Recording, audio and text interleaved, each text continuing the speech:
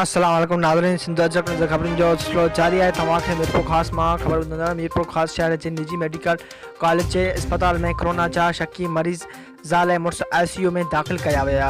अमली में थरथरो मची वियो। हिफ़ाज़ती इंतज़ामियात जे वार्ड में ड्यूटी ॾियण में डॉक्टरनि खे ॾुखाइयूं दरपेश। ॿिए तरफ़ खपरो में कोरोना वायरस जा 28 केस ज़ाहिर थिया आहिनि। 3 ॾींहं अॻु शक जे बुनियाद ते 55 माण्हुनि जी कोरोना टेस्ट कई वई हुई, जंहिंमां 28 माण्हुनि जी कोरोना टेस्ट पॉज़िटिव आयूं आहिनि। 27 मरीज़नि जो तालुक़ो खपरो लॻ ॻोठ मुक़ीम हंगरो सां आहे। इंतज़ामिया पारां सॼे ॻोठ खे सील करे मरीज़नि खे पंहिंजे घर में आइसोलेट कयो वियो आहे।